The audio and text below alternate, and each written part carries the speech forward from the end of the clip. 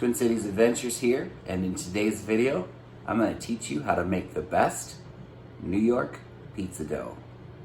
First up, you're going to need a measuring cup or any kind of device to put the water in. Get 1 cup of really warm water going.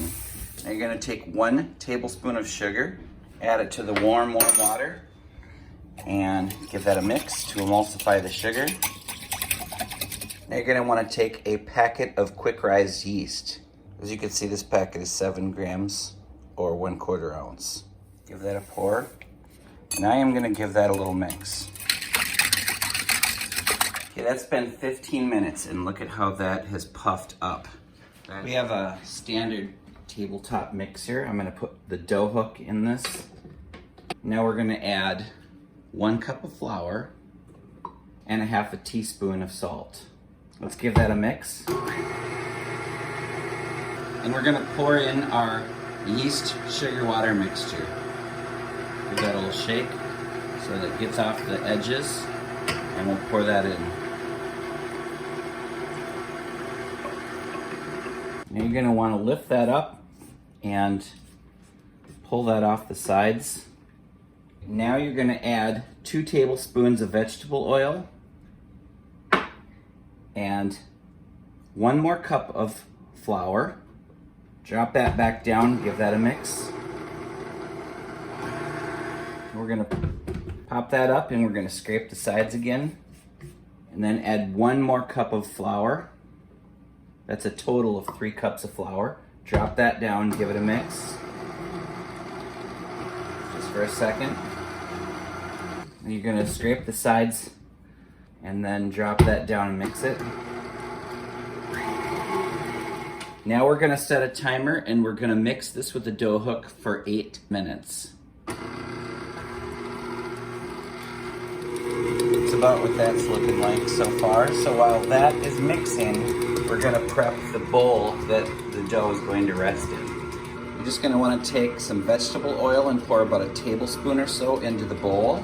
Now I'll take a nice brush and I'll just paint that all around the edges so the dough won't stick while it's rising. Here's a look-see at how our dough is looking.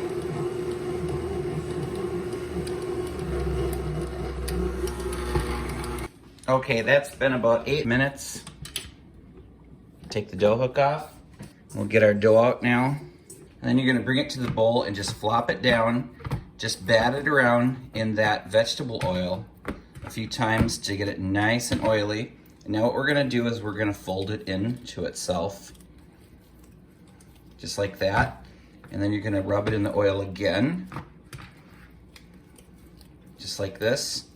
Tuck it into itself underneath, just like that.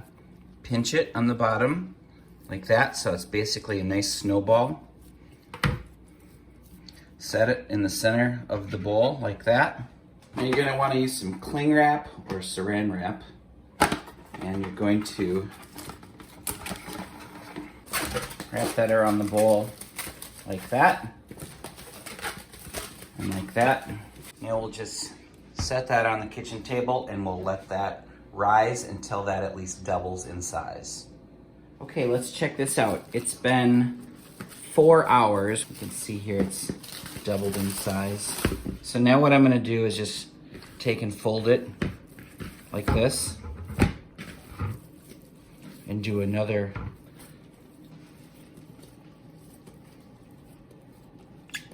fold.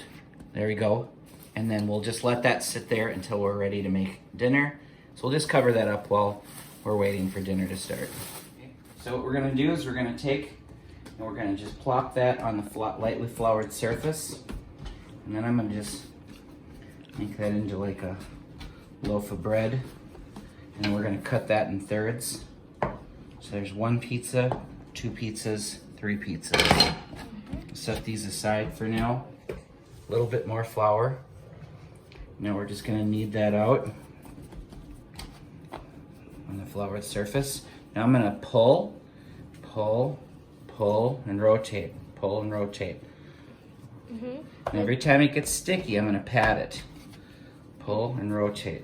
Okay, once we get that kind of flattened out a bit, we're gonna take and put our parchment paper down. And we'll just roll that out a bit more with the rolling pin. Now we've got some pizza sauce. Now we'll put some fresh mozzarella on.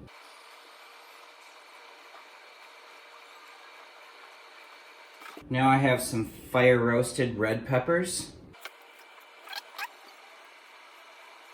I've got some green olives. And then I'll put a little bit of feta cheese on top too.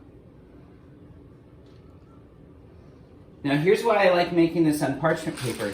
You just pick this up like this and you can move it around and it stays intact. So we're gonna put that directly on the skillet on the grill. Looky there, that looks so good. Now let's check out the bottom of the crust. Look at that, most important, it's not burnt. That's why this indirect heat ring is the best. Let's put that right on there. And we'll just turn the grill off. Slide that right off. Look at that. Doesn't that look delicious? Mm-hmm. Looks super yummy. I'll add a link to the bottom of the video where you can find this 19-inch skillet and the Fuego grill if you're interested. Boy, check that out. Smell it. Well, that was easy. Twin Cities Adventures, out.